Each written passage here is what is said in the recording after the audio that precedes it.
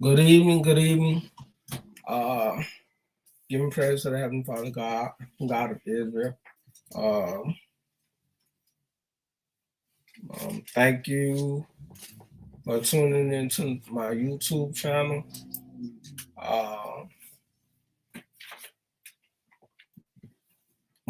My wife is here with me, so she's gonna sit in here with me now.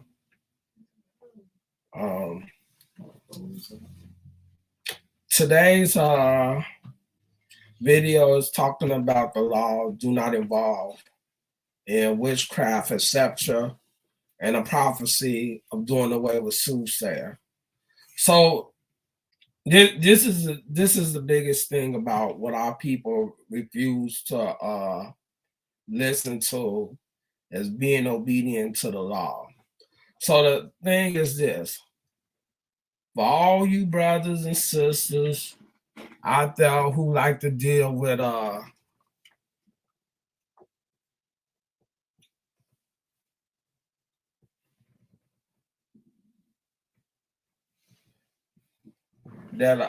all you brothers and sisters who like to deal with all this stuff like the Ouija board, the gypsy, reading palms and so forth, this and that, right? This is what you finna find out, what the Father says, not to deal with necromancers and so forth, not to involve ourselves in any type of witchcraft or none whatsoever. So in this video, you're gonna read about the laws, about what the Father told us not to do. So with all you people that went to Toys R Us to go get that Ouija board and not realize that you was dealing with witchcraft, who went up in the washroom and said 10 times Mary Jane, or calling on Sandman and so forth.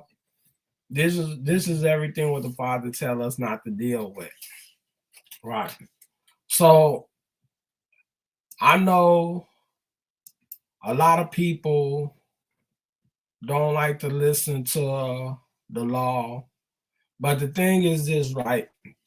In the end, you cannot go back into the land if you are not being obedient to the law. So for brothers and sisters, that what he said, that who he his ear that turned away from the law, what it says in Proverbs 20, he said, he who turns his ear from hearing the law, even his prayer should become an abomination. So he lets you know that when you turn your ear from hearing the law, he said even your prayer will be an abomination, right? So this is for brothers and sisters who feel as though that listening to the law, listening to the word of the Creator is a problem, right? Because it's coming down to it, like what we dealing with in the end times, where the Father tells you he gonna do away with witchcrafts, all type of sorcery that men do. So what I want to do is, right, I want to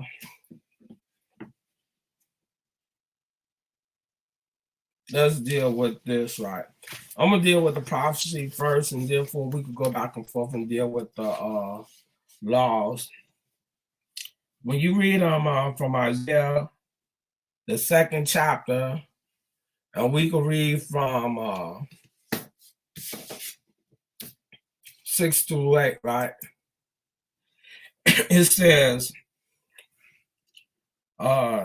therefore thou hast forsaken thy people, the house of Jacob, because they be replenished from the east, and are soothsayers like the Philistines, and they please themselves in the children of strangers. So this is what I was saying. Oh, I just came on the live, Sharon. I just came on. How you doing? Right. So basically this is talking about that the Philistines, they was dealing with witchcraft and so forth, and you're gonna find out other nations were dealing with it as well. So it says their land also is full of silver and gold, neither is there any end of their treasures. Their land is also full of horses, neither is there any end of their chariots. Their land also is full of idols. They worship the works of their own hand, that which their own fingers have made. Now check this out. When you're talking about the soothsayers, we talking about witchcraft, and this is what our Father told us not to involve ourselves in. When you look according to the law, this is Isaiah 28, verse 10, where he said, precept must be upon precept, precept upon precept, line upon line, line upon line, here a little, there a little, right? Now, in Exodus 22 and 18, the law said, thou shalt not suffer a witch to live. We look at Leviticus 19 and 31, regard not them that have familiar spirits, neither seek out the wizards to be defiled by them. I am the Lord your God. Leviticus 20, verse 27, a man also or a woman that have a familiar spirit or that is a wizard shall surely be put to death. They shall store them with stones, their blood shall be upon them. We look at Leviticus 20, verse 6 says, and the soul that turneth after such as have familiar spirits. This is what people was doing when they was calling on the ancestors. Where you see the Indians, where they was praying to the ancestors. What was that dude name? I forgot his name, but he's supposed to be having a school up in Chicago, and he was calling on Harriet Tubman. I forgot his name, but he was into that witchcraft, that soothsaying stuff, where he was calling on familiar spirits. When you talk about familiar spirits, you're talking about calling on the ancestors, right? So Leviticus 20, verse 6 says, and the soul that turneth after such as our familiar spirit and after wizards to go a whoring after them, I will even set my face against that soul and will cut him off from among his people.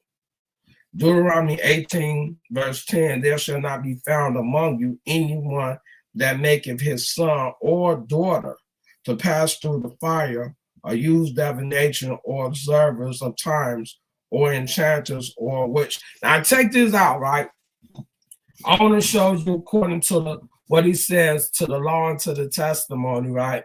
When you look according to Deuteronomy 6, verse 17 and 18, you shall diligently keep the commandments and the testimony which I command you, and then you shall do what's right and good in the sight of the Lord, that it may be well with thee, that you may go and possess the land which I have sworn unto your fathers. Now check this out.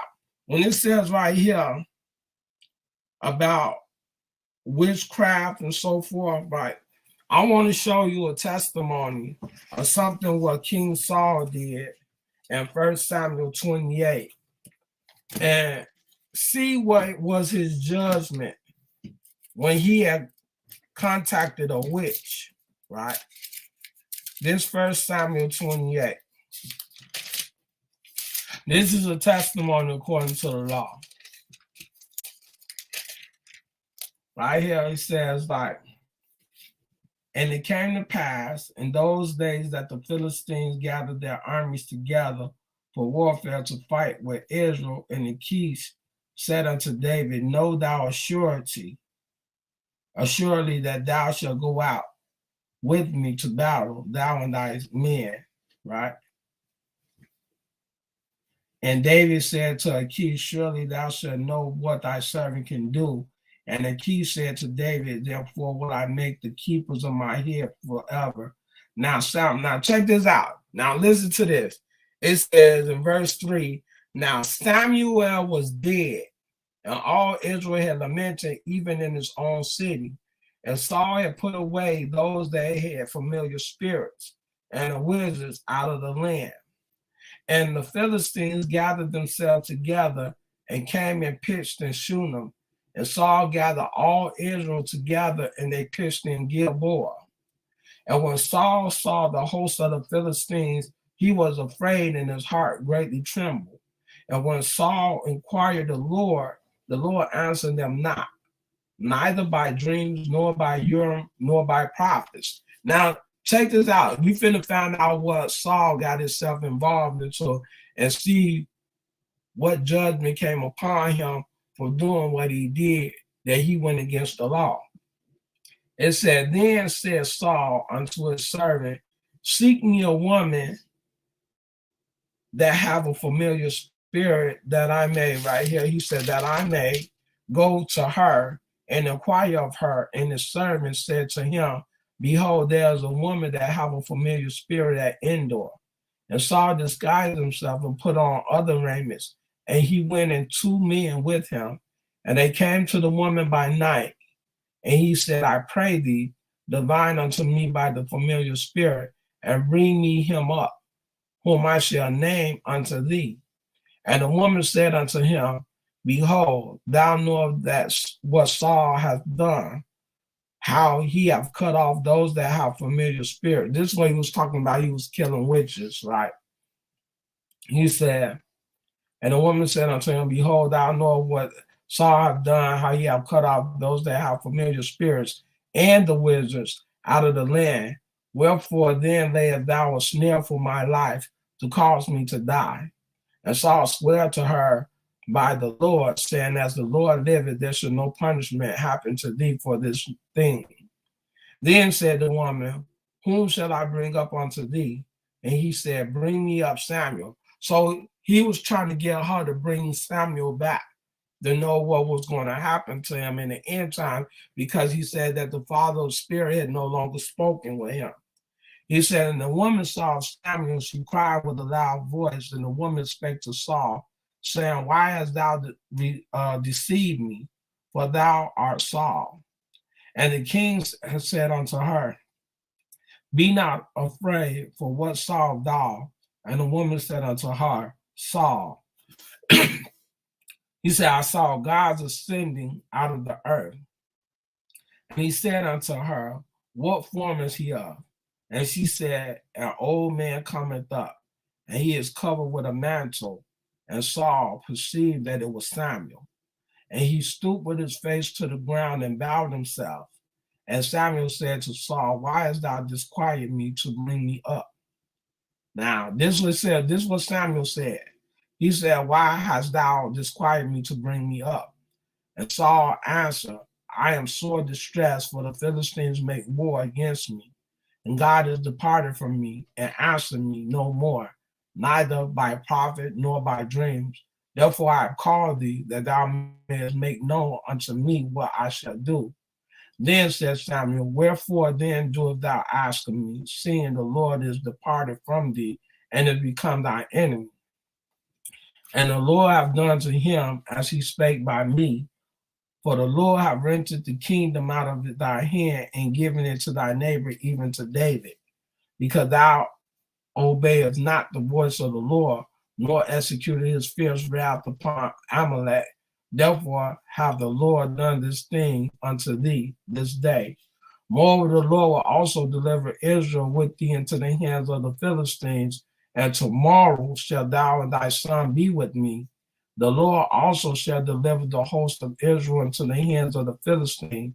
Then Saul fell straightway all along on the earth, and was sore afraid because of the word of Samuel. And there was no strength in him, for he had eaten no bread all the day, nor all the night. And the woman came unto Saul, and saw that he was sore troubled, and saw unto him, behold, thy handmaid have obeyed thy voice, and I have put my life in my hand, and have hearkened unto thy words, which thou spake unto me. Now check this out.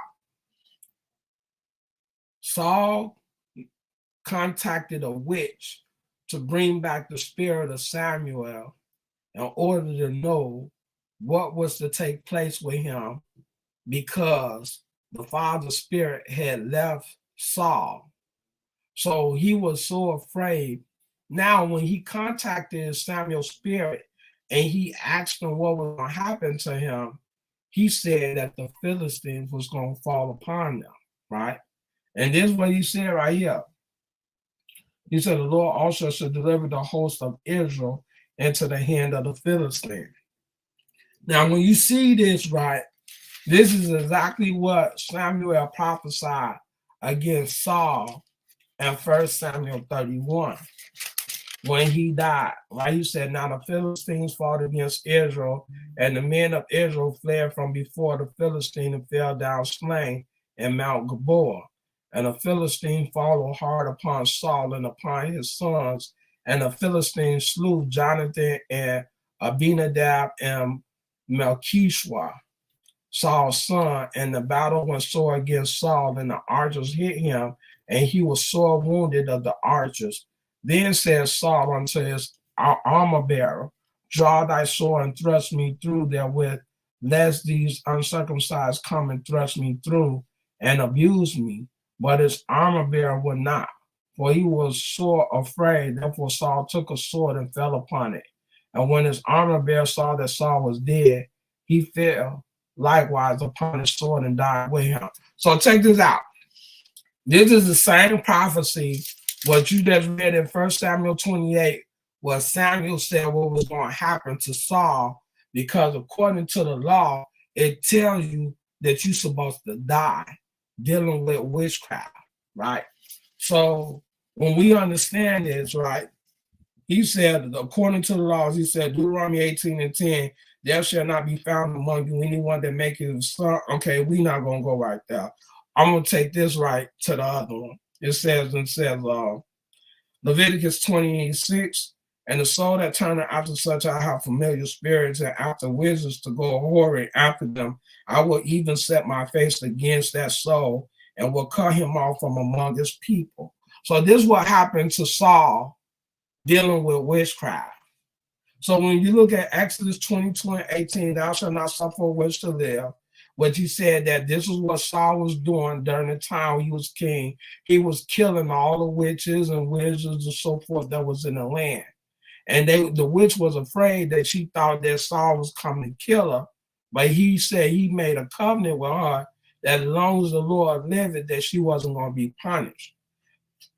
And what happened was they contacted Samuel's spirit, and Samuel prophesied death unto Saul and his sons.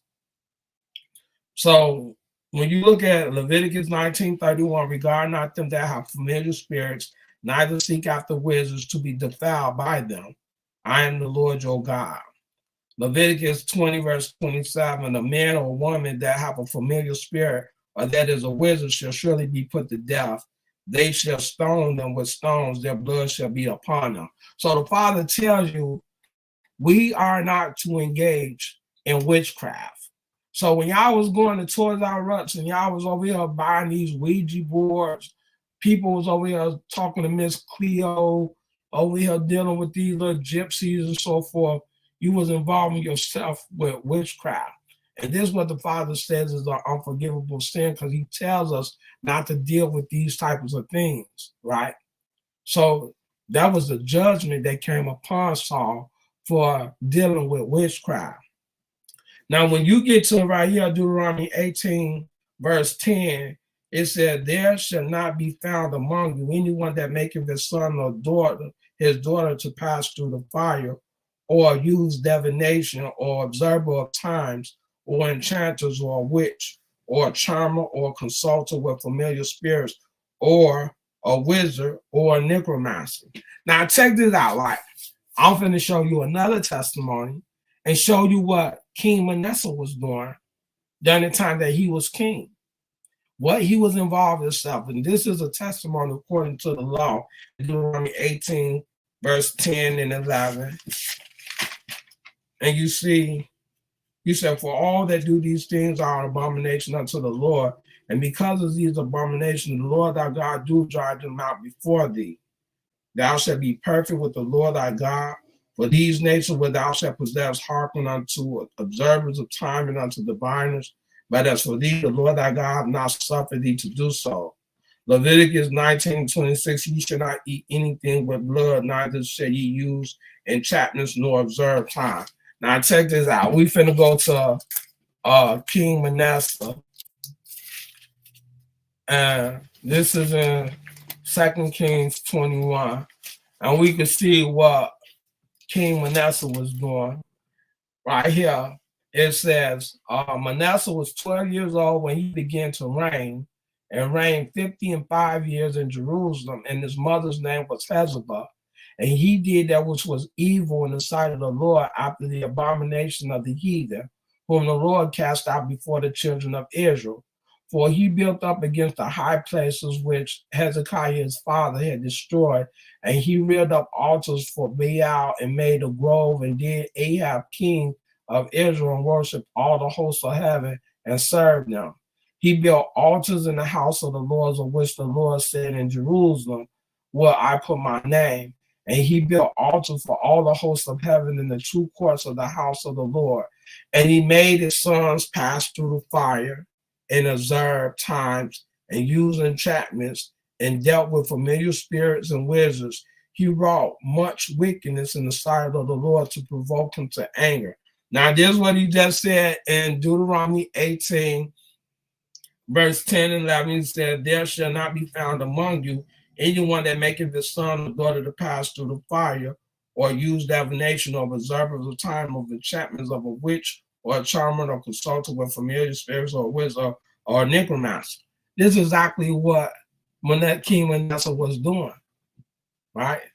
He said, and he set a graven image of the grove that he made in the house, of which the Lord said to David and to Solomon his son, in this house and in Jerusalem, which I have chosen out of all the tribes of Israel, will I put my name forever. Neither will I make the feet of Israel move anymore out of the land which I gave their fathers, only if they will observe to do according to all that I have commanded them, and according to the law that my servant Moses commanded them. But they hearkened not, and Manasseh seduced them to do more evil than did the nation whom the Lord destroyed before the children of Israel. And the Lord spake by his servant the prophet, saying, because Manasseh the king of Judah hath done these abominations, have done wickedly above all the Amorites did which were before him, and have made Judah also to sin with its idols. Therefore thus saith the Lord God of Israel, behold, I am bringing such evil upon Jerusalem and Judah, that whosoever heareth of it, both his ears shall tingle, and I will stretch over Jerusalem the line of Samaria and the plummet of the house of Ahab, and I will wipe Jerusalem as a man wiping his dish, wiping it and turning it upside down. And I will forsake the remnant of my inheritance and deliver them into the hands of their enemies. They shall become a prey and a sport to their enemies. Now, this is what the Father said. What he said?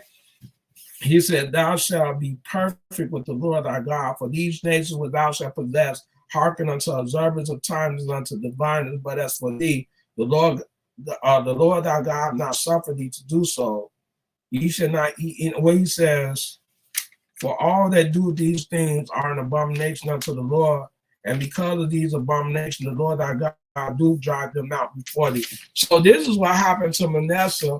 He was sold to the Assyrians, which sold them to Babylon. And you will see this in 2 Chronicles 33. And this will tell you what, that Manasseh ended up hearkening unto the Lord and asking for forgiveness, that he was able to come back to the land and do away with the altars and the groves that he had put up in the land of Israel, in the high places. You see what I'm saying? He allowed his children to pass through the fire. He was sacrificing his children unto other gods. And that's what you look up in Deuteronomy 12 and 31, right here. The law states right here.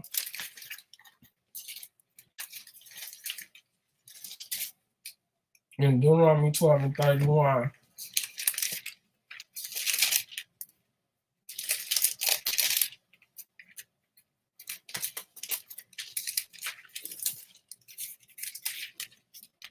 It says, thou shalt not do so unto the Lord thy God, for every abomination to the Lord which he hateth have they done unto their gods, for even their sons and their daughters they are burnt in the fire to their gods. This was King Manasseh was doing, just as well as King Ahab was did. when you look up in 2 Kings 16 chapter and Isaiah 7, you can see what Ahab, this is why Ahab's name was mentioned in the chapter where it's speaking about Manasseh. Because he did the same thing what Ahab did. He was making altars to other deities. He was sacrificing his children unto the other deities, burning them in fire. You see what I'm saying? He was into idolatry.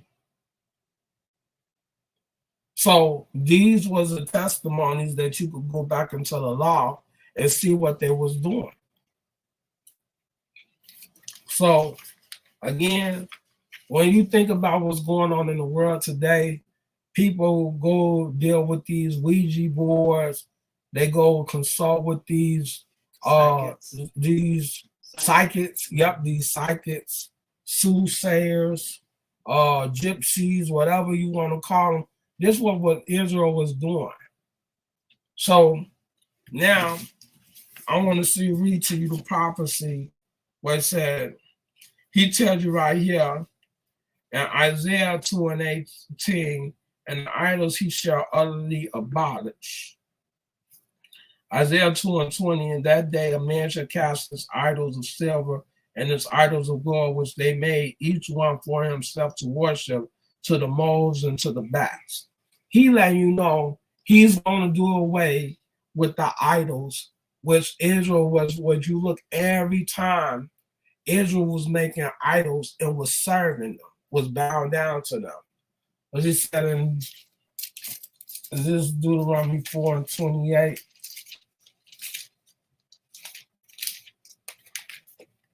He said, and there ye shall serve gods, the works of men's hand, wood and stone, which neither see nor hear, nor eat, nor smell. And this was Israel was doing. So the thing is this, right? Whether you want to believe that Christ is not an idol, he is an idol. Because when you read in the Old Testament, his name is nowhere mentioned. He is not from the line of David. He is not the Son of God. He is not God, none whatsoever. Because when you read in the Old Testament, his name is not even mentioned. Where do he come from? Somebody had to make him up. So this is what the Father said he was going to do away with. Isaiah chapter 8, verse 19 and 20 said, and when they shall say unto you, seek unto them that have familiar spirits, and unto the wizards that peep, and that murder, should not a people seek unto their God? To the law and to the testimony, if they speak not according to this word, it is because there is no light in them. So in the end time, people are going to know the law, and you're going to have false prophets that are going to speak against the law, and then they're going to be stoned. And this is what he's talking about in the end time. Because look what he says right here in Zechariah 13 and 2, 3 and 4, right? Check this out. It says, and it shall come to pass in that day, saith the Lord of hosts, that I will cut off the names of the idols out of the land. That means you ain't going to hear no more about Jesus. You ain't going to hear no more about Allah, nothing about Buddhists, nothing about none of them. It said, and the names of the idols out of the land, and they shall no more be remembered. And also I will cause the prophets and the unclean spirits to pass out of the land. Right?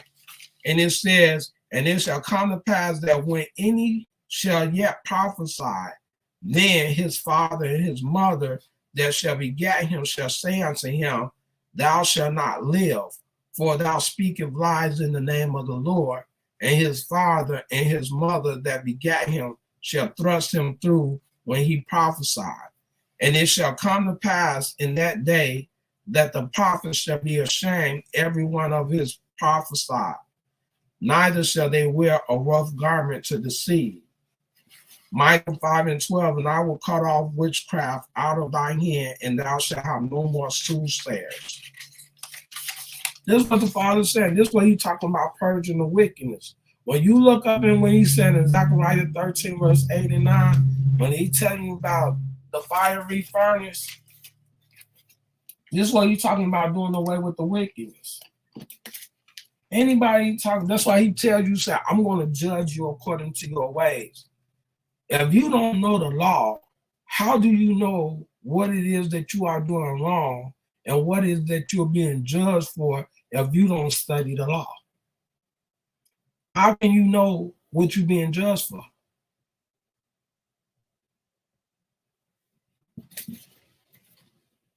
Right.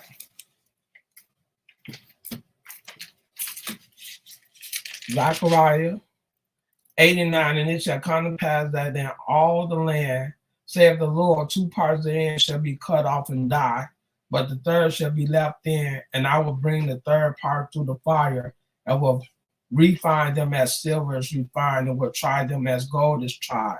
They shall call on my name, and I will hear them. I will say, it is my people, and they shall say, the Lord is my God. So, for you people that claim to be Christians, who claim to be Muslims, who claim to be Mormons, who claims to be Buddhists, you really need to go back and read the Word of God and see what is the exact will of the Father, because the fact is this. The Father said he gave us a heritage. Psalm 61, verse 5. I think is Psalms 129 and 3. It's a lot more, but those are the ones that I'm familiar with. The Father said he gave us a heritage, even when he told us that we was going to discontinue from our heritage, right? So the factor is this. If you disregard the law, how can you know what you're being judged for if you disregard the law? That's why the same thing what I quoted up in Deuteronomy 6, verse 17 and 18. That's why Isaiah said, to the law and to the testimony, if they speak not of these words, is because there is no light in them. You people who do not study the law do not know what you are being judged for. How do you know God is judging you for your wrongdoing if you do not know what law you are breaking? We're not talking about man-made law. We're talking about the laws that come from the Creator, the covenant that was given to the ancestors of our people. That's why when you look right here, this Amos 3 and 2, right? The Father said right here, he said, you only have I known of all the founders of the earth, therefore I will punish you for all your iniquities. Our people has constantly been killed in this world. From the four corners of the earth, you see our people has been abused, has been threatened, has been at the bottom of the barrel. Everything that you read in Deuteronomy 28 is what's going on with our people. And why these curses are upon our people, because the thing is this, if you do not know the law, how can you come back to the law if you don't know the law? A lot of people don't like to study the law. They disregard the law. When they hear the law, they turn their ear away from it. That's what he said in Proverbs 28 and 9. He who turns his ear from hearing the law, even his prayer shall become an abomination. Understand this, brothers and sisters. Well, a lot of people who say that they follow the laws of the Creator and trying to be obedient to the Father, they don't show it in no way, no form, no fashion, because the Father tells you to turn back to the covenant. He tells you to turn back to the laws. But the thing is this, it's only laws that was permitted for Israel to keep while they was in the land of their captives. That's why when you read about Ezekiel 18, he tells you about not walking in the ways of your father, not doing usury towards your brothers or sisters, by helping your brothers and sisters.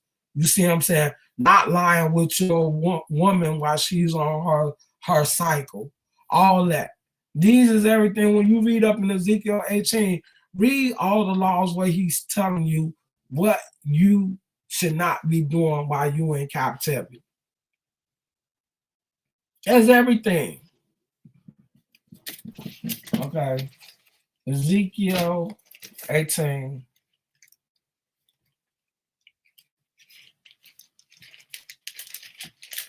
See, we know we can't keep the feast days. I'm pretty sure not a lot of people is aware that you cannot keep Sabbath or any feast days in captivity because he said he did away with it. But right here, he said, the word of the Lord came unto me again, saying, what mean ye that ye use this proverb concerning the land of Israel, saying the fathers have eaten sour grapes and the children's teeth are set on edge. As I live, saith the Lord God, ye shall not have occasion any more to use this proverbs in Israel. Behold, all souls are mine. As the soul of the Father, so also the soul of the Son is mine. The soul that sinneth, it shall die. But if a man be just and do that which is lawful and right, and have not eaten up the mountains, neither have lifted up his eyes to the idols of the house of Israel, neither have devoured his neighbor's wife.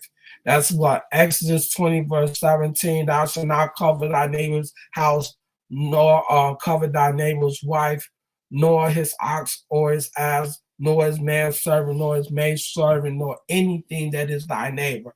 That's Exodus 20, verse 17, where I said, thou shalt not cover thy neighbor's wife. That's right there, right?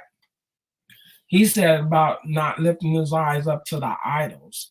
We look up into what he said in Exodus 20, thou shalt not make any graven image of anything that's in the heavens above and the earth beneath and the waters under the earth. Thou shalt not bow down to them nor serve them, for I, the Lord, am a jealous God, visiting iniquity of the fathers to the children of the third and fourth generation of those that hate me, and showing mercy to thousands of them that love me and keep my commandment. That's not bowing down to the idols. That's what he's telling you. Anybody over there claiming that we're going to bow down to Christ, you got a problem. You got a problem. Well, they see up in that book of Philippians and they believing that the New Testament is the word of God. Go ahead and bow down to Christ if you want to and watch what happens. Right? He have not given forth upon usury. Deuteronomy 23, verse 19. Not doing usury. Leviticus 25, 38.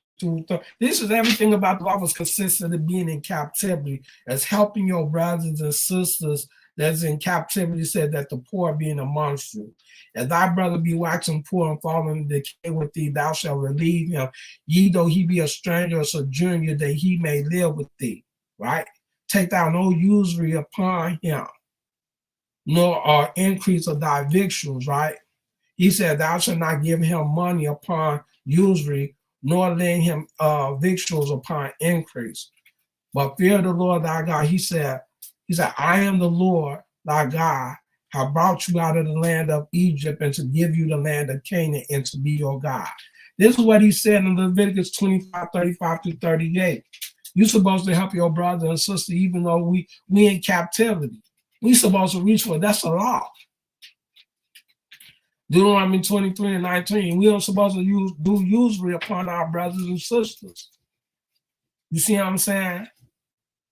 When he tell you not sleeping with your wife upon her flowers, you see that in Leviticus. I think that's Leviticus 20. Let me get this right. Leviticus 20.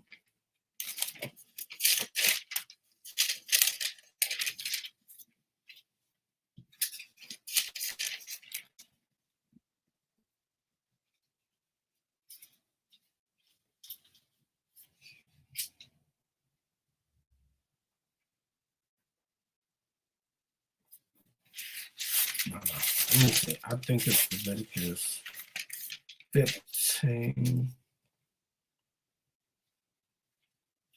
And if a woman have an issue and her issues of flesh be blood, she shall be put apart 7 days, and whosoever toucheth her shall be unclean. And everything that she lapped upon in her separation shall be unclean. Everything also that she sitteth upon shall be unclean. I think I'm gonna get back with it. I'm gonna find it for you. Every bed whereon he lieth that have an issue, it is unclean, and everything whereon he sitteth shall be unclean. Leviticus 12.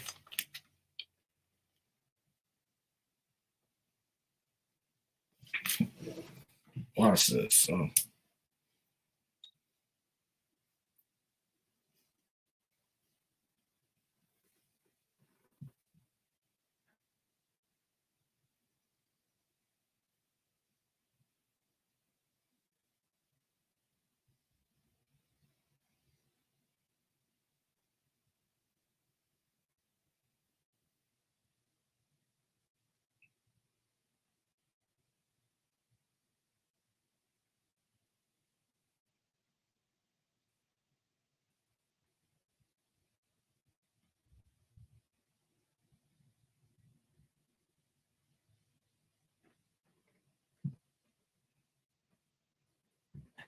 Okay, Leviticus 15, verse 33. That's the law right there. Leviticus 15, verse 33. And of her, that this is the law of him that have an issue, and of him whose seed go from here and is defiled with therewith. And of her that is of sick her flowers, and of him that have an issue of the man and of the woman, of him that lieth with her that is unclean. So this is why here, this is a law. You said what scripture says that we are to help our brothers in captivity that's leading them to the truth. This is Leviticus 25, 35 to 38, right?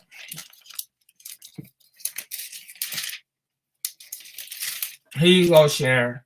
It says in Leviticus 25,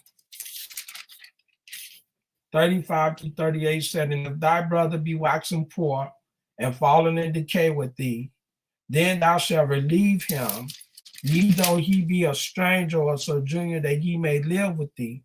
Take thou no usury of him or increase, but fear thy God, that thy brother may live with thee. Thou shalt not give him thy money upon usury, nor lend him thy victuals for increase. I am the Lord your God, which brought you forth out of the land of Egypt to give you the land of Canaan and to be your God. And if thy brother that dwelleth in thee be waxen poor, and ye be sold unto thee, thou shalt not compel him to serve as a bondservant. This is basic.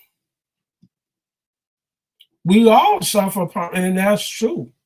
But then, according to the law, we're supposed to come together as a community and keep the laws that's permitted for us to be in this captivity. Because when you look at this in Leviticus 26, 42 or 46, if they shall confess their iniquity and the iniquity of their fathers and their trespass, what they trespass against me, and that also they have walked contrary unto me, and I have also walked. If you say you understood that in the land, why is it where we was poor? Where was we poor at? Where were people poor at in the land? Because when you look at the story about Nabal had money. In 1 Samuel 25, he had money. When you see what happened with Abraham and Lot, the Father blessed them. So you show me. No, don't go there. Hold on. You show me when they was in the land that our people was poor when they was in the land.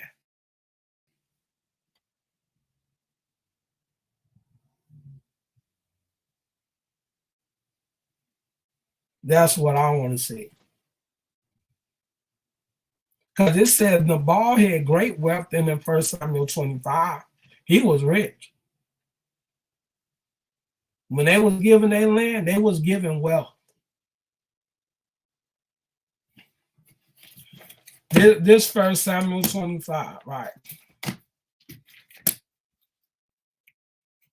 Now you tell me, when they was in the land, was they poor? These are the poor in the land of Zephaniah 3 and 12. Okay, come on. Zephaniah 3 and 12.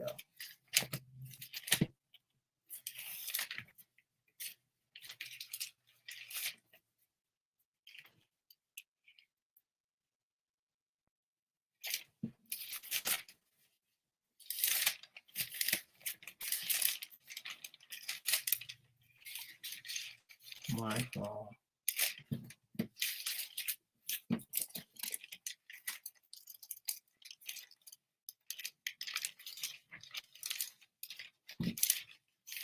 Okay, Zephaniah, you said 3 verse 12. You said, I will also leave in the midst of thee an afflicted and poor people, and they shall trust in the name of the Lord. The remnant of Israel shall not do iniquity or speak lies, neither shall a deceitful tongue be found in their mouth, for they shall feed and lie down, and none shall make them afraid. Sing, O daughter of Zion, O Israel, be glad and rejoice with all thy heart, O daughter of Jerusalem. The Lord hath taken away thy judgment. He hath cast out thy enemy, the King of Israel. Even the Lord is in the midst of thee. Thou shalt not see evil any more in that day. Let me read from the beginning.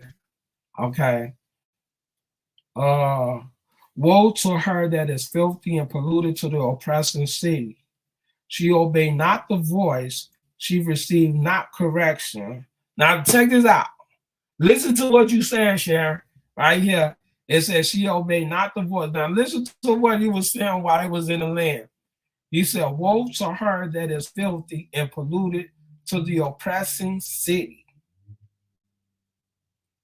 Now, if you read the book of Zephaniah, Zephaniah was around the time that, that Josiah was king, right? And you read Zephaniah, right? This is timestamp right here. The words of the Lord which came unto Zephaniah, the son of Cushai, the son of Gedaliah, the son of Amariah, the son of Hezekiah, in the days of Josiah, the son of Amon, king of Judah. Now check this out. When they was in the land, you right, they was in the land, but check this out. They was doing wickedly. And then you see, hold on. He says, they was doing wickedly right there. And you notice the prophecy came that Israel was going to go into captivity in Babylon. Because you know, after Jehoahaz, it was who became king. Zedekiah became king. Jehoahaz was taken to Egypt, and that's where he died at. He was taken by King Necho, who was an Egyptian, right? He said, she obeyed not the voice, she received not correction, she trust not in the Lord, she drew not near to her God. Her princes with her are roaring lions, her judges are evening wolves, they know not the bones till the morrow. Her prophets are lights and treacherous person, her priests have polluted the sanctuary, they have done violence to the law. The just Lord is in the midst thereof. He will not do iniquity every morning, do he bring his judgment to light. He faileth not, but the unjust knoweth no shame. I have cut off the nations their towers. Now listen to what you just said. You said they were poor when they was in the land, right? Now when you read further on right here, the Father said, I have cut off the nations, their towers are desolate, I have made their streets waste, that none passes by. Okay, their cities are destroyed, so that there is no man, that there is none inhabitant. I said, surely thou wilt fear me, thou wilt receive instruction. Okay, so the Father's bringing judgment on the nations. Therefore wait ye upon me, saith the Lord, until the day that I rise up to the prey. For my determination is gather the nation, that I may assemble the kingdom to pour upon them my indignation. So you said in Zephaniah 3 and 12 said they was poor while they was in the land. And right here, the Father said, I will cut off the nation. So where was Zephaniah when the Father was talking about cutting off the nations, Sharon? Where was they at? Because when you read Zephaniah 3, it's talking about a nation that's in power. Because he said, I will cut off the nations, their towers. We must all seek the Most High. We already know that. But who's doing that? We talking about Zephaniah 3 and 12, where you said they was poor in the land. And right here, the Father said he's about to bring judgment on the nations in Zephaniah 3 and 6. So was they in the land when it was going on, or was they not?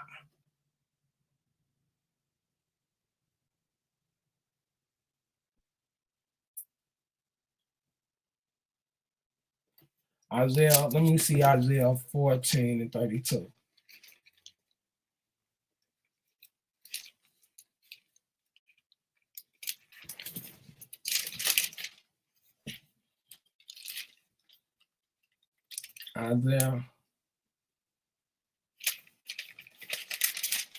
Isaiah 14 and 32, what shall one then answer the messenger of the nation, that the Lord hath found Zion, and the poor of his people shall trust in it? Now check this out. I'm finna read from the top in Isaiah 14, because you know Isaiah 14 is also a prophecy. Isaiah 14, for the Lord will have mercy on Jacob, and will yet choose Israel, and set them in their own land. And the stranger shall be joined with them, and they shall cleave to the house of Jacob.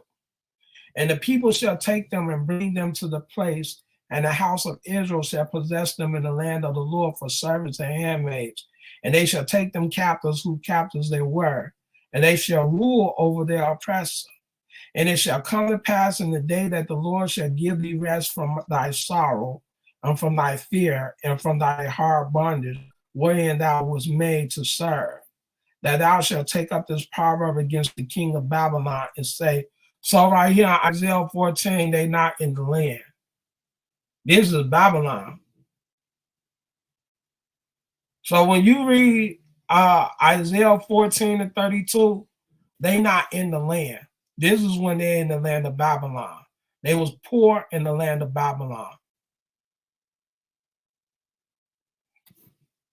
Even in Zephaniah 3 and 12, what you talking about, the Father's talking about the Father bringing judgment upon the nations in Zephaniah 3 and 6.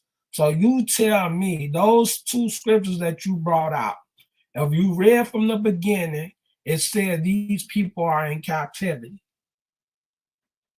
Even if you look up in, we could go into, I'm going to show you Nehemiah 5 and 5.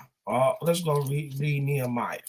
And this about Nehemiah was helping his people while they was coming out of Babylon. Let me see Nehemiah 5. I get that. I get that.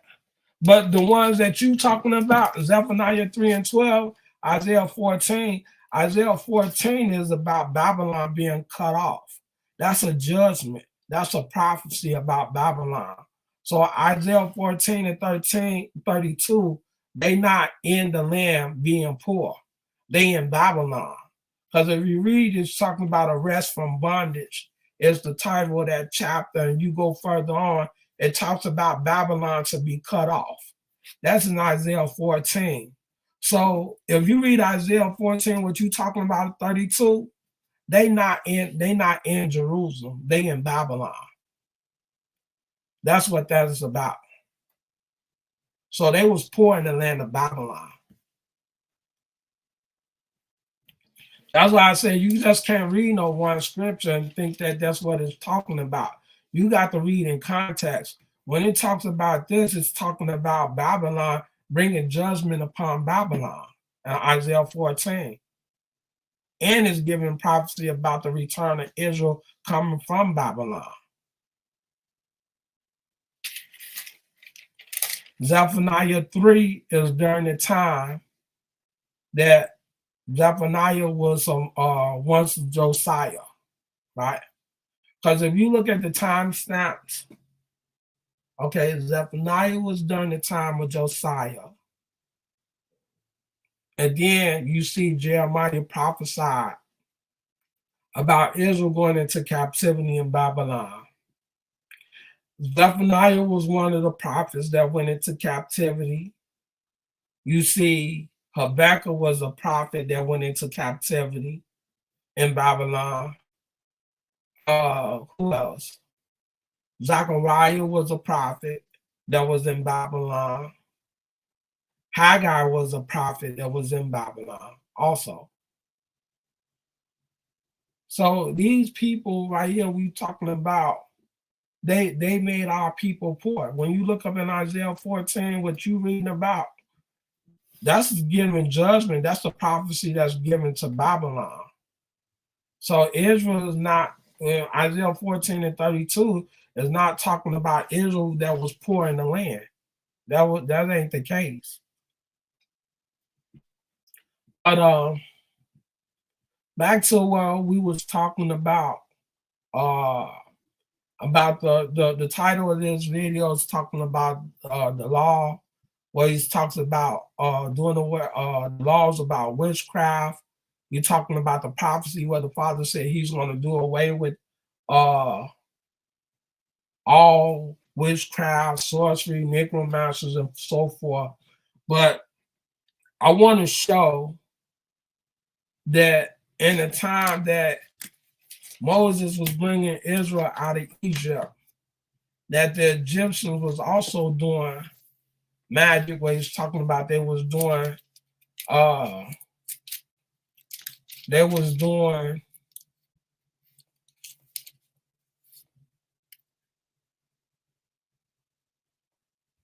Exodus 7, 11 and through 13. And it says, and Pharaoh also called the wise men and the sorcerers, now the magicians of Egypt.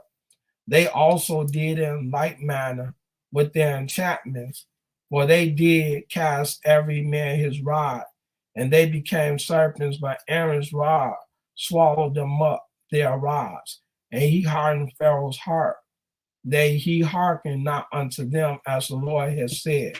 So you could see right here that the Egyptians was doing sorcery in the land. Not only was they doing it, but you see this also in Daniel's 2, that even Babylon was doing the same thing what Egypt was doing. And this is why the Father said he was going to cut off all the idols, sorcery, witchcraft, and so forth, what he's talking about. And Deuteronomy 2, I'm going to start right here in verse 9, said, but if you will not make known unto me the dream, this is during the time where Daniel was interpreting Nebuchadnezzar's dream.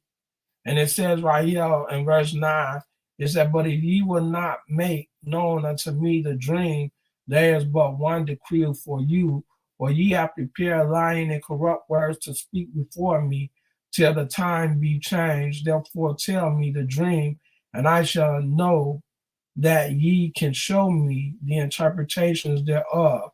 The Chaldeans answered before the king and said, there is not a man upon the earth that can show the king's matter. Therefore, there is no king, lord, nor ruler that asks such things at any magician or astrologer or Chaldean. So, well, if that's what you say, but Isaiah 14, you read that out of context. Isaiah 14, Israel was not in the land. That was Isaiah 14 was talking about Babylon. So yeah, that was taken out of context.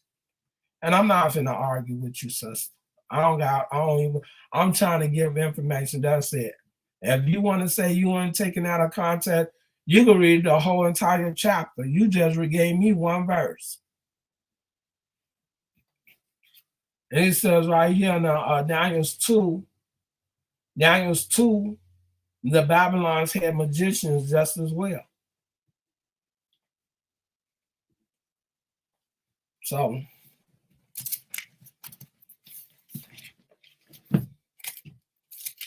Deuteronomy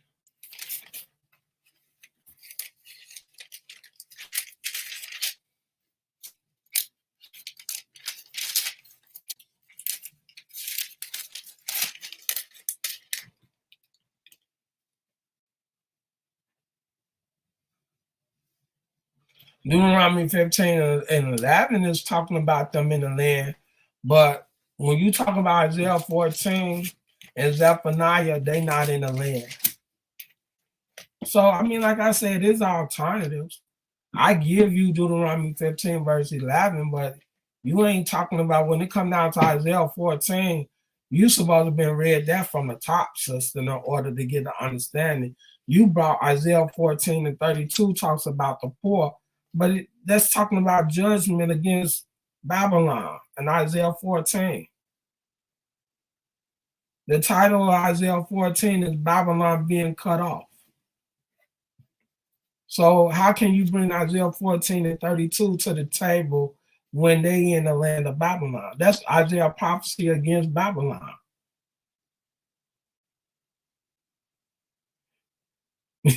You say I study all the time. I don't read out of context. So I'm going to tell you this, right? And I'm going to say this with everybody right here. When me come down to me, I can admit when I'm wrong about something. And I'm a man because for one, I'm not gonna have no pride. Because the Father said in Proverbs 16, he said, a man with pride, he said he shall fall. So the thing is, I'm not finna sit over here and give you no wrong information and to sit back and make myself look like I'm right. You see what I'm saying? I can admit that. And this is the problem that we people have. Like you said, you study all the time. Sister, I study this book. I read this book. I do the same thing what you do. I wrote this book. All 39 books out of Old Testament, I wrote by hand. It took me 6.5 years to write all this. I wrote this, I read this, and I studied it. So you ain't the only one who studied this. I studied this just as well as you. But the thing about me, what the Father tells me, I'm gonna humble myself. If I'm wrong, I'm gonna say I'm wrong. Now again, I told you Deuteronomy 15 talks about the poor being in the land. But you ain't gonna admit that Isaiah 14 was talking about judgment against Babylon. Zephaniah was around the time of Josiah. It's talking about when he prophesied about them going into captivity in Babylon. If you read Zephaniah 3 and 6, why is the Father talking about judging the nations that's coming against Israel? So with those two verses right there, you got to go back and read that from the top.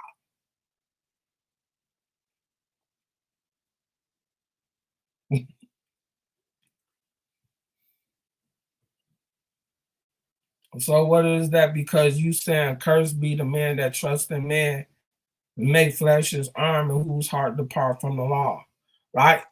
So the thing is this, a lot of people take the things out of context, right? You know what be tripping me out about people? People quote scriptures and don't understand what it's talking about.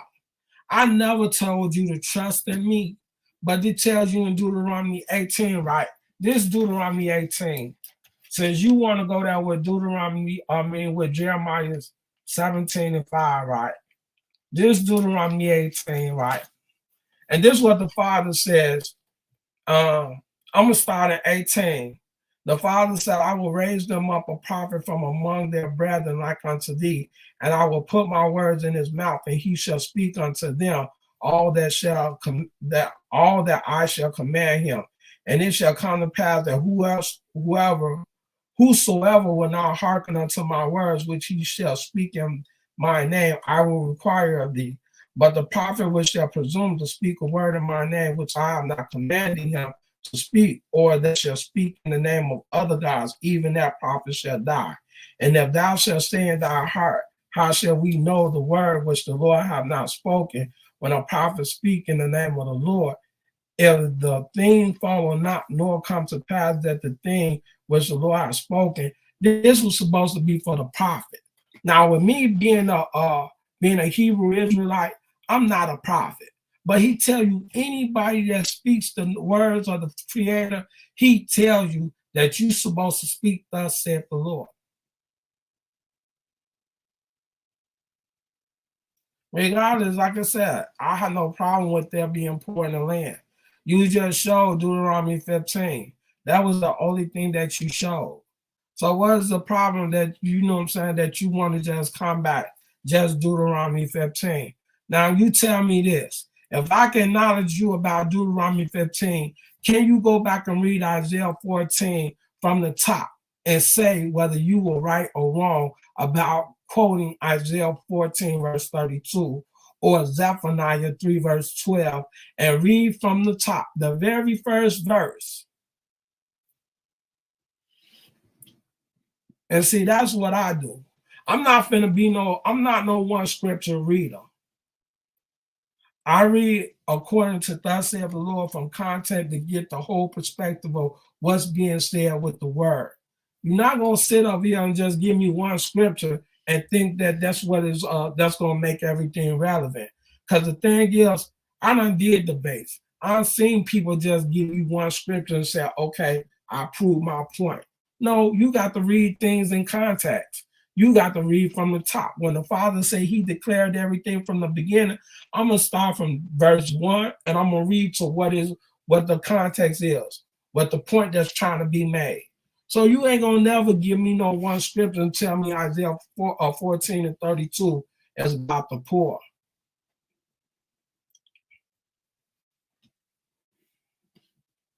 That's the only thing it is, sister. Like I said, we got to be men and women about this. If we can't get through this by saying being right with one another as brothers and sisters, we ain't gonna never come together. I agree with you about Deuteronomy 15. Deuteronomy 15 talks about the year of release, which is the Jubilee in Leviticus 25. I don't got no problem with that.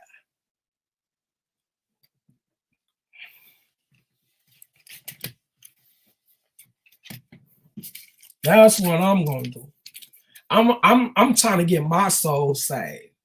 I'm not finna lie to no brother, no sister. After everything I've lived and I've been through, I'm trying to get my life right with God. And my thing is, if I can help a brother or sister, I'm cool with that.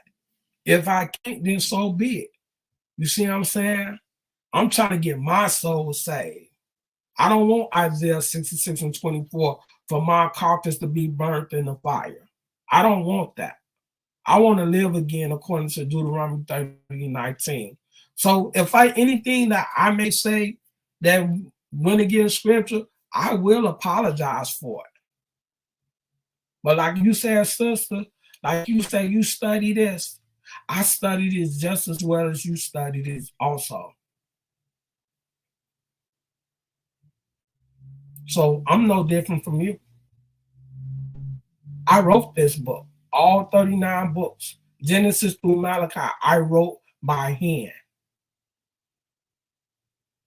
I wrote all the laws according to instruction to the laws and to the testimonies. I wrote these things. I studied these things. And I'm not saying that it makes me a great man, but it makes me a man that want to persevere, that want to be right with God, showing that I want my soul saved. And if whatever I got to do to be right with the Father, that's exactly what I'm going to do. That what brought me to understand, because for one, when I started writing all these books, God showed me things that what other people had never seen. And I thank God for that. I'm still working on myself, trying to get my soul saved. I'm a man just like you was a woman and everybody else. And until everybody can stop being powerful and stop trying to be all flexing like we all know more than the other, we're going to continue to have problems. But that's the thing, is this is why we can't come together, because the thing is we got people so powerful that don't know how to admit when they're wrong. And I'm not talking about you, Sharon, because you already told me about what you just said. So I'm just get this right. I'm not talking about you.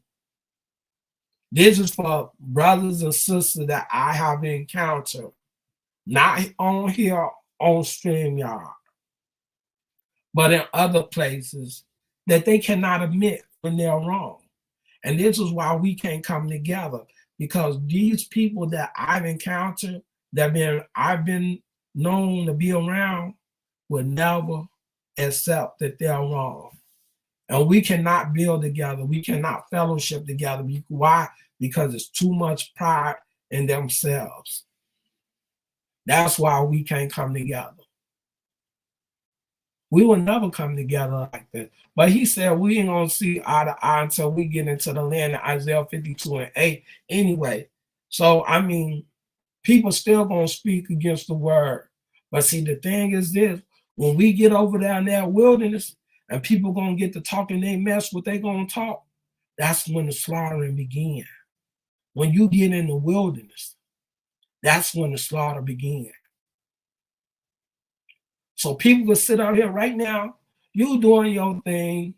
People's up here, they being boastful. They over here like they use knowledge for sportsmanship and try to confound people and think they doing something. The Father said, when you fast and pray, never use your word to be heard. Not for sports.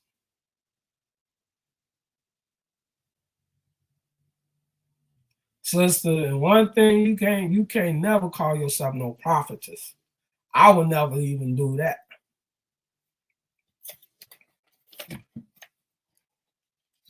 Job,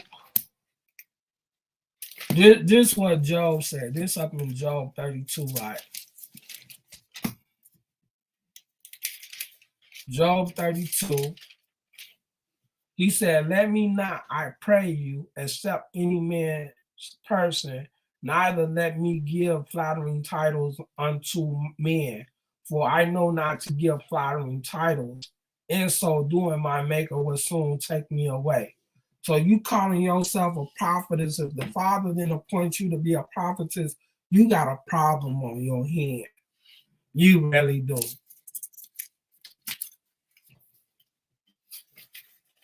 So how is you a prophetess? Isaiah 3.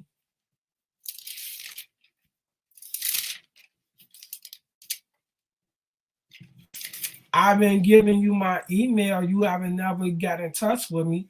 I try to tell you Isaiah 3, right here says, for behold, the Lord of hosts, do take away from Jerusalem and from Judah the state and the staff, the whole state of bread and the whole state of water, the mighty man and the man of war, the judge and the prophet, and the prudent and the ancient. So he lets you know, Father say he did away with prophets. In this captivity, there are no prophets, none whatsoever. You can read that in Ezekiel 12:24-28. And when people don't call they stuff, y'all gotta stop with these titles that y'all giving yourself. Ezekiel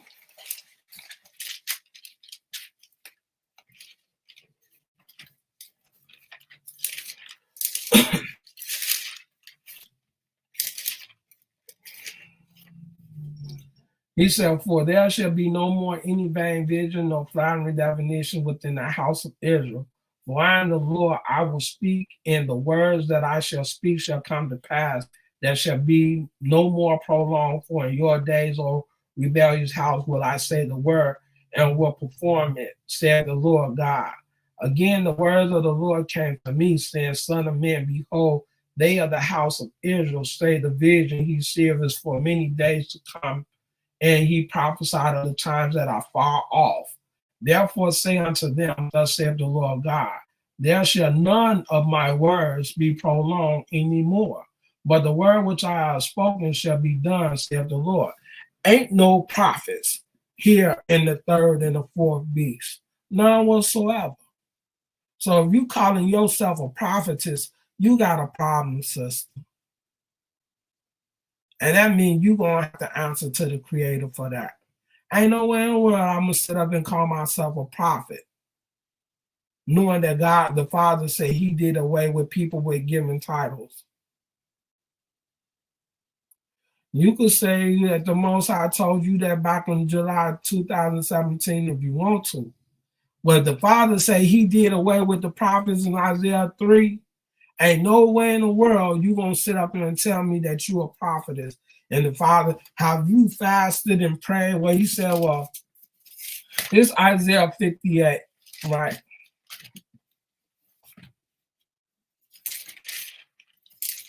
Isaiah 58, cry aloud, spare not, lift up thy voice like a trumpet, and show my people their transgression, and the house of Jacob their sins.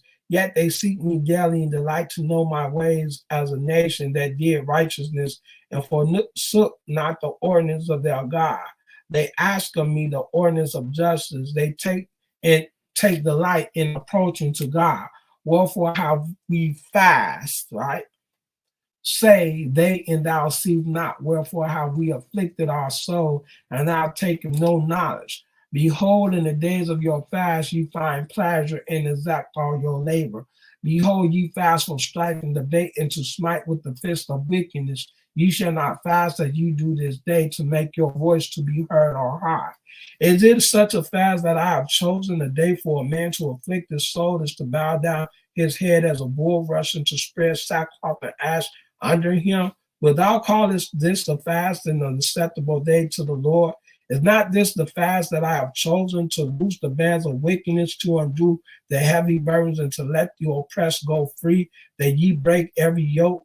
Is it not to deal thy bread to the hungry, and that thou bring the poor that are cast out to the house, when thou seest the naked, and that thou cover him, and that thou hide not thyself from thy own flesh? Then shall thy light break forth as the morning, and thy health shall spring forth speedily, and thy righteousness shall go forth before thee. The glory of the Lord shall be thy reward. Then shalt thou call, and the Lord shall answer. Thou shalt cry, and he shall say, here I am.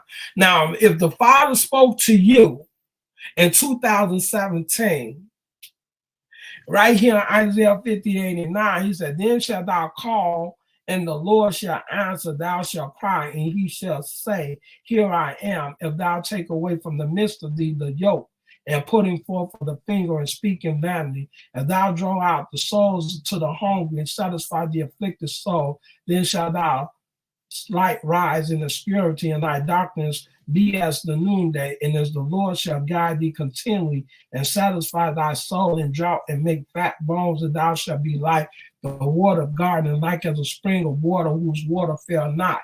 And they that shall be of thee shall build the old ways replace.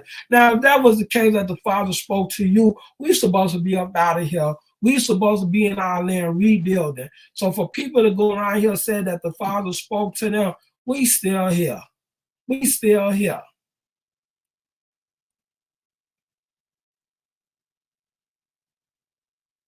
And this is why I have a problem with people call themselves, giving themselves a title.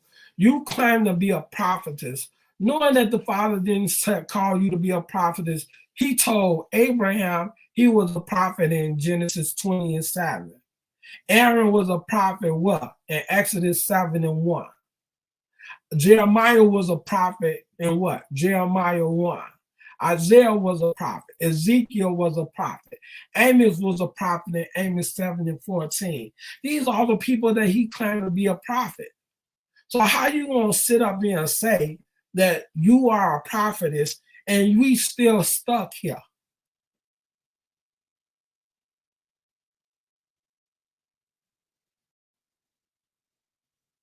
I'm not arguing about anything. I have a problem with people that claim themselves to be like the Father spoke to them and gave them a title. But if you was a prophetess, Deborah was a prophet that judged Israel. What laws that Israel break that you're supposed to be judging the nation? Because he said David is supposed to be judging us. And see, this was the problem is because you got these camps over here, people talking about their captains, people going around here talking about their priests. He said he did away with the priests. He said we ain't gonna be captains until we get up into the wilderness. Everything's gonna take place over in the land. When you read about the Greco-Roman captivity, there is no prophet or prophetess in this captivity. Stop playing. Stop playing. So that's one thing that we ain't gonna do. Now, if you're gonna be real with the word, be real with the word.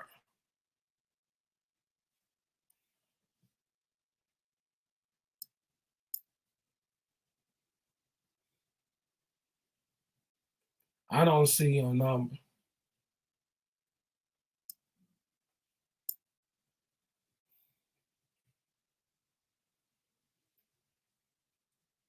Yeah. But I mean, come on, man. We got to be real with this stuff. It's bad enough that we got camps out here over there, people that claiming to have a title. These camps over here taking men's wives and taking them for themselves and having sex with other men's wives in these camps. Are you serious? They gonna tell a man that since I'm in a position of authority and I'm higher than you, you no longer can have your wife. This man can have sex with your wife.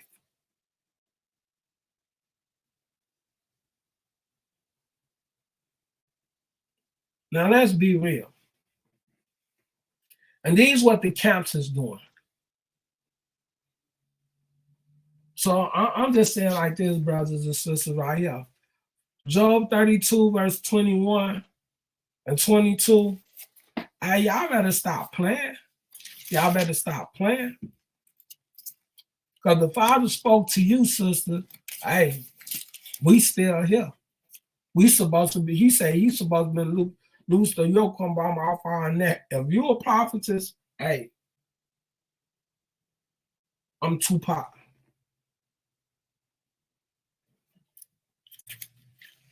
Like, come on. We can't go through all this. Now, if you want to be right, and we going to congregate and we going to fellowship, we going to fellowship in righteousness. And it's thus said the Lord. I had another sister said the same old goofy stuff. She was a prophetess. Your name ain't nowhere in this book. Nowhere in this book.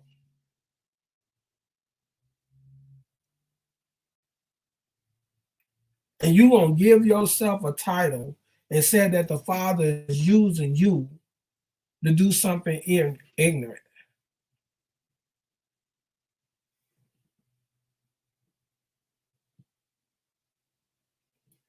Sister Dawn, you done messed up already.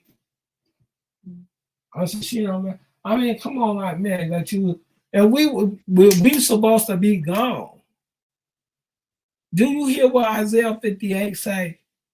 Did you read what Isaiah 58 said in verse 9? He said, when you fast and pray and be obedient to his law, he said you will call unto him and he will say, here I am. And he will loose the yokes from off of your necks. He will return you to the land and you will be called the repairers of breaches that we're supposed to go and rebuild the land. That's not play games. Because that's offensive to me. That's like insulting my intelligence. I don't like stuff like that. You got camps misleading people.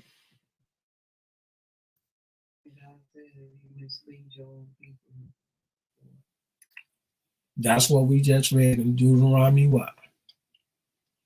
13. Deuteronomy 13. Hold you responsible for misleading. So, I mean, like you said, if you want to claim and give yourself that title, You got to deal with the Father. Hey, Job 32, verse 21 and 22. Hey, people out here giving themselves titles, claiming to be something things that they not. You got to deal with that, not me. I'm not taking no title that's not given to me by the Father. None whatsoever. He chose David to be a king. He chose Saul to be a king. And David, descendant after him, sat on the throne. Those was the people that he chose to be kings. When he talks about the prophets, you see Abraham was called a prophet in Genesis 20 and 7. Aaron was a prophet in what he said in Exodus 7 and 1. Moses was a prophet. Come on, man, let's be real. Let's be real. If we truly about this word, hey, you say you read this and you study this, ain't no way in the world you should be claiming yourself to be a prophet. No way in the world. Now, if you read this and you study this like you say you do, I even know not to do that.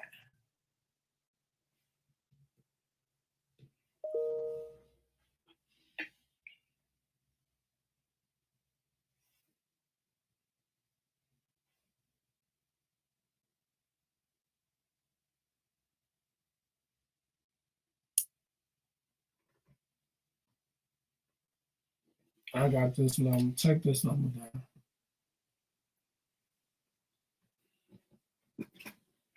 Because like we gotta be real with this, man.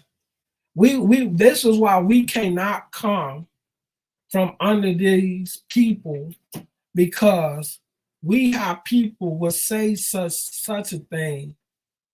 The prophecy has already been given through the prophets already.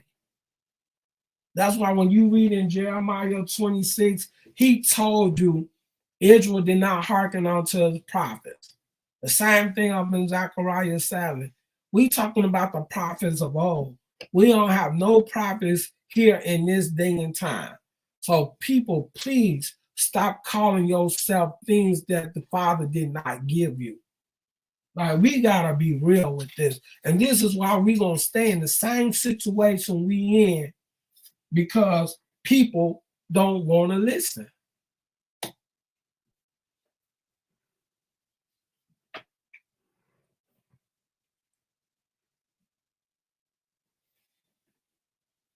You over here claiming you something like you said, your name not in this book. What did he call you to do? He said David was to come to bring judgment in the world. He tell you about the children of Zadok being ministers unto him.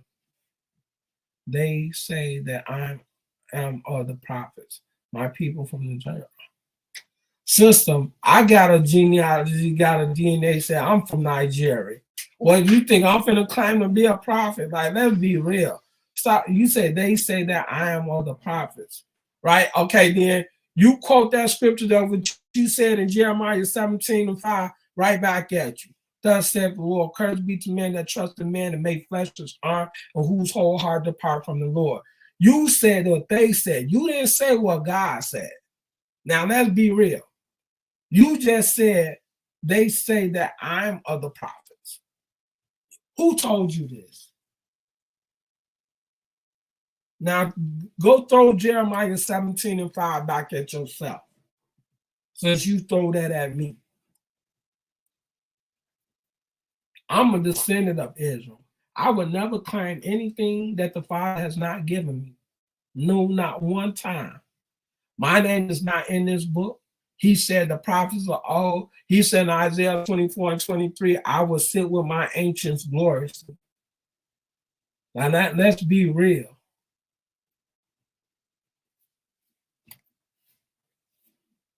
Right? People gotta stop playing, man. People called you, but they say that you were certain. What was that? Talking about calling me an angel and so forth. Saying I'm not taking. I'm not taking no credit. The Father didn't give me that. No, I'm not taking that. I appreciate it, but I'm not finna take it. I'm not finna get my soul burned in hell. And the Father didn't tell me who I was. He told me I was an Israelite. That was it. And he told me to come back to the law. I studied laws and prophecy, just what the Father commanded me to do. For us all to do. Right. Well, I'm speaking on my behalf because the fact is, don't everybody do this. Yeah, I took the initiative. Like he said in Deuteronomy 6 and 9, I wrote this book. It took me how long to write this book? 6 years. Yeah. Been a while. It took me 6.5 years to write this book. Yeah, been a while. I have 47 binders from Genesis to Malachi. I study this just like you do. About 10,000 folders.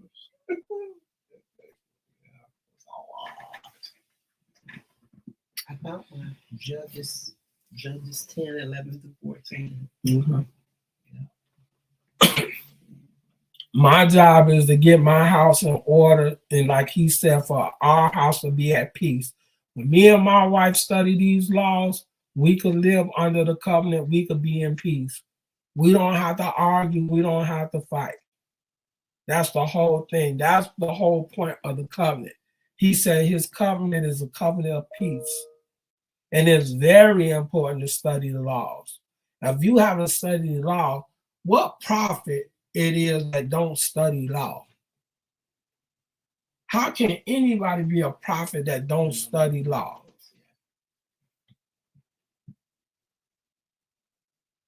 That what got me.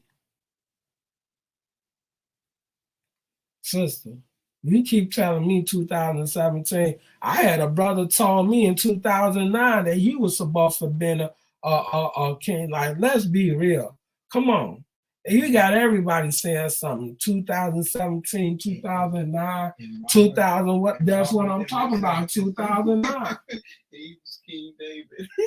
No, he didn't say he was. He said he was going to be the person that was going to deliver us out of the land. That's what he said. And I'm just saying, you making yourself no different than the other. Like, come on, man. You got people just like you went and confronted a dude up in here that went and said that he was King David. You got up in this behind about him saying something. Now you turn around, you doing the same thing he was doing. Like, come on, man, let's be real. No, it was a dude that came up on here a while back. Yeah, I was in here, but now I think I remember that. Yeah, you came up in here, and he claimed he was going around talking about he was King David.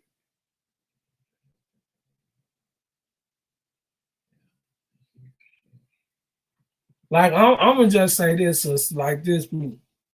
I'm not no fool. I study law. I study prophecy. I study prophecy just as well as I study law. I'm not no fool, so I ain't finna sit up here and let nobody tell me no any old thing. I know the Father is watching us, and I know He's judging us. But I'm not sitting over here claiming to be nothing that the Father didn't give me no title to. Not one, and I will never do that.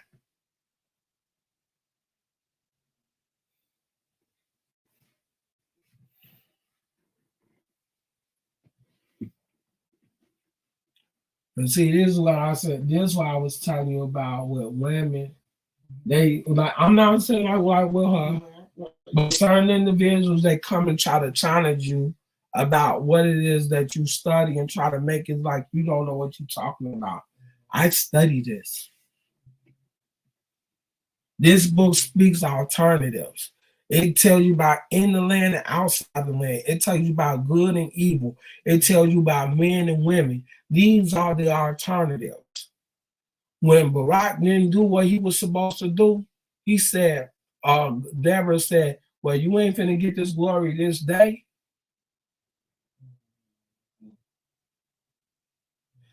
I'm gonna say it like this. I get what you said. I don't know you. I guarantee you I know what thus said the Lord said.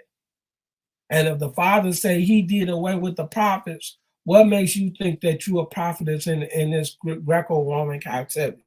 You tell me, when I just read to you Ezekiel 12:24-28, that he said this word will no longer be prolonged. Now, if you're a prophetess, you tell me what the Father's will is right now. Don't come and telling me why just because I don't know you. I study the words of God. Now, since just like you said, you study, I've been studying this for 8 years, sister. And the only reason why I mentioned 16.5 years, because I came into the truth about the Old Testament. A year and a half, I was reading the New Testament, which is garbage.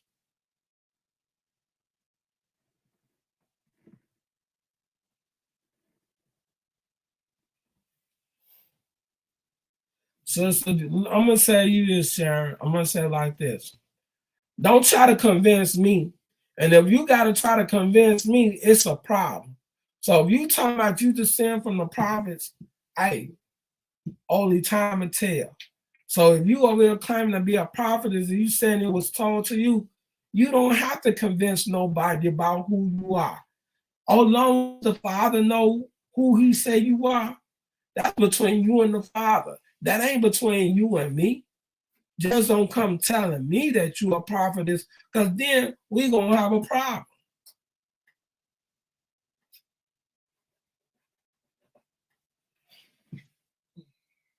Now, whatever you said, if you really descend from the prophet, the Father would have made it known to you. He said all these things are going to take place with us is back in the land. Don't convince me that you a prophetess. You don't got to tell me nothing. If the Father spoke with you, just do what the Father told you to do.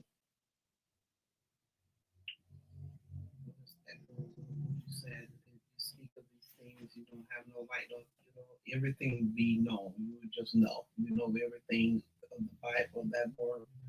Everything is to be known. That's what they do. And they all know. That's the whole point. Mm-hmm. You don't have to prove nothing. Ain't nothing to prove. It's just like Moses spoke. People knew who David spoke. The people didn't want to listen to Moses, and the Father had to punish them. Yeah, but some of them caught on though. This is the ones that did know. The ones that did know. Mm-hmm. Those was the ones that went into the land. Yeah. But see, the thing is, when you check this out. If you look up in the Babylonian captivity mainly,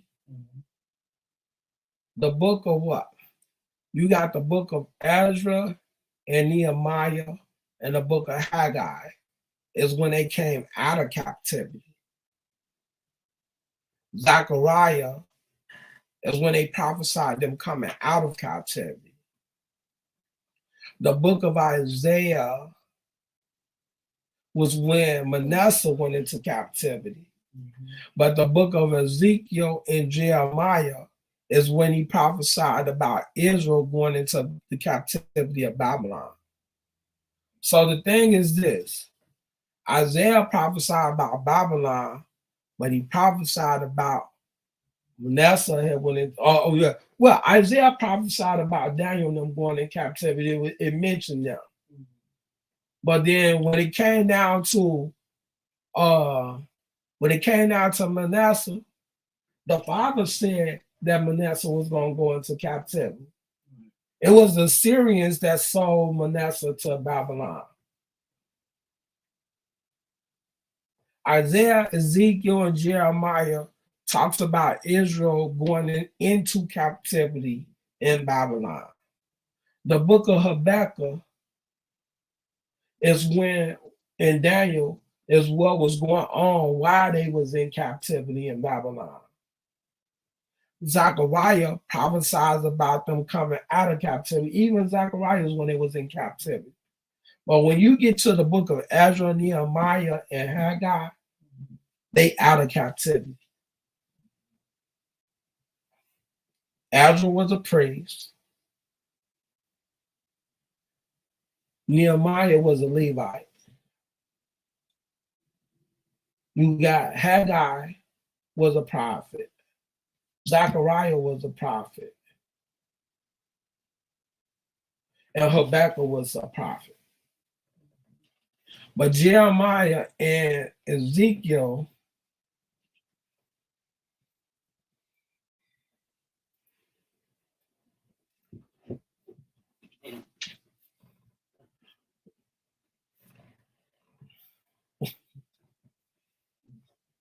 Sharon, and I'm gonna say this for the last time. Don't convince me about you being a prophetess. You don't got to convince me. So I don't see why you still. We know it's still a bloodline within Israel. That was spoken up about. I think I'm up in Ecclesiastes 4:16. Let me see. Ecclesiastes. You said right here. More about starting the son the place of judgment. No, he says. He said one way. He said there is no end. Okay. There is no end of all the people. Ecclesiastes 4:16. There is no end of all the people, even of all that have been before them. They also have come after, shall not rejoice in him. Surely this also is vanity and vexation. He said there's no end of the people. So I'm not tripping about that. But you're not going to sit up here and tell me you're a prophetess, that you come from a bloodline of prophets. When the Father make that known to me, by all means, it will be known. So, I mean, I study law just like you should study law. You tell me, if you're a prophetess, what laws do you keep? What laws are we not to keep? What did the Father do away with?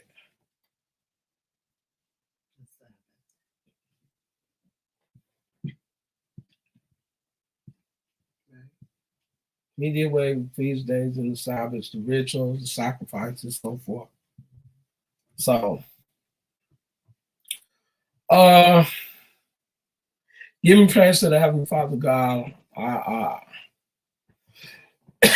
I thank Him for being able to let me to expound on the laws of not involving ourselves into witchcraft and idolatry and sacrifices, what the Father said, what we read according to the laws, what we read. And we also read about the prophecy about the Father saying him doing away with witchcraft and with idols and so forth. And so I give the Father that praise that he is teaching me in Psalms 25. He said he was going to teach us. He said his spirit is in his word in Isaiah 34:16. So with that being said, I thank the Father for teaching me and helping me to be obedient to his word. I still have some things that I have to deal with in order to get right with the Father. I am still learning every day.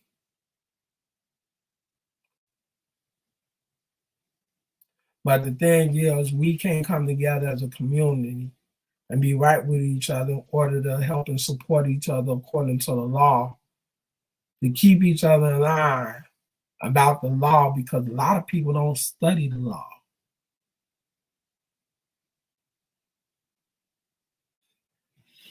So with that being said, I'd like to give the Father praises. Selah, I thank him. I thank him for letting me be able to give this information to brothers and sisters that do want to know the law and that do want to study the law, that do want to know the prophecies, that do want to study prophecies, that the Father said we know these things that, you know what I'm saying, this is what we supposed to know. What is the purpose and the will of the Father in the last days? So I give the Father praises, Selah. I thank him. And I like to say I thank brothers and sisters for listening in up on this video. I appreciate brothers and sisters came upon this platform, and I'm praying and hoping one day we have a brother and sister that wouldn't mind sitting up on the platform and fellowship. And this ain't for combat, and this is for understanding, being able to reason one another, that we can come together and form a community and align ourselves with the words of the Father, be obedient to his law, that we could come from this ignorance. And we could come from these people. So, until we meet again, and hopefully I'll be able to get more information and what it is that I study. And like I told you, I don't got no problem with nobody critiquing me. I have no problem. Leviticus 19:17, thou shalt not hate thy brother in thy heart, and anywise rebuke thy neighbor, not suffer sin upon them. I have no problem at all. So I'm out, and I'll talk to you again, hopefully soon, that the Father will let me be able to produce information.